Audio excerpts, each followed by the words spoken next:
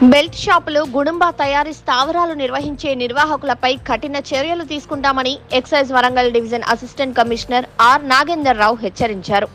మహబూబాబాద్ జిల్లా కేంద్రంలోని జిల్లా ఎక్సైజ్ కార్యాలయంలో ఏర్పాటు చేసిన మీడియా సమావేశంలో ఆయన మాట్లాడుతూ,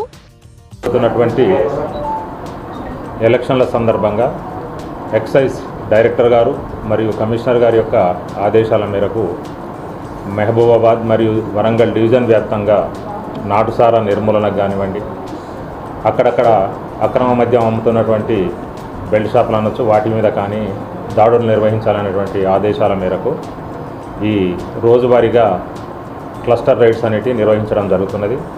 ఈరోజు మహబూబాబాద్ స్టేషన్ లిమిట్స్ లోపల మహబూబాబాద్ ఎస్హెచ్ఓ మరియు గూడూరు ఎస్హెచ్ఓ, వరంగల్ ఎన్ఫోర్స్మెంట్ విభాగానికి చెందినటువంటి సిబ్బంది మరియు మహబూబాబాద్ జిల్లా డిస్ట్రిక్ట్ టాస్క్ ఫోర్స్కు సంబంధించినటువంటి అధికారులు మొత్తం 12 తండాల లోపల ఈ నాటుసారా దాడులు నిర్వహించడం జరిగింది.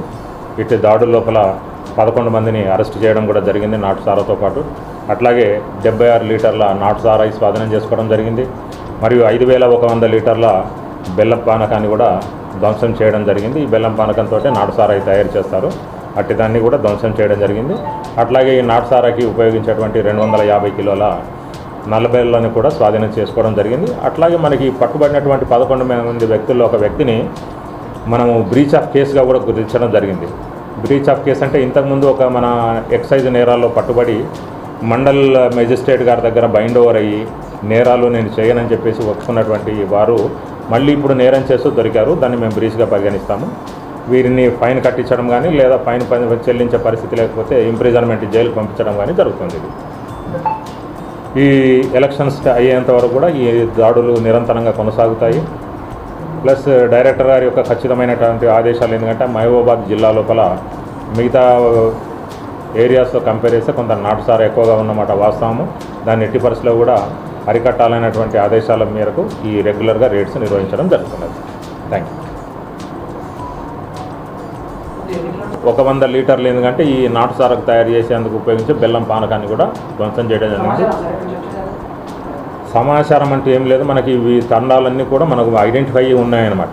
అంటే ఈ తాండాలను కూడా మనం ఎట్లా గుర్తించామంటే చాలా హెవీ క్రైమ్ ఉన్నటువంటి డి కేటగిరీగా, కొంత తక్కువ ఉన్న కాబట్టి సి కేటగిరీగా మనము ఆల్రెడీ క్లాసిఫై చేసాము. వీళ్ళు తాండాలన్నింటినీ కూడా మొదటి ఫేజ్ లోపల హెవీ క్రైమ్ ఉండేటువంటి డి కేటగిరీ విలేజ్ లోపల మనము దాడులు నిర్వహిస్తున్నాము.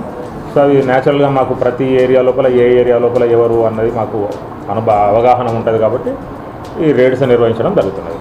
ఈ మీడియా సమావేశంలో excise superintendent B Kiran, CI చిరంజీవిలు పాల్గొన్నారు.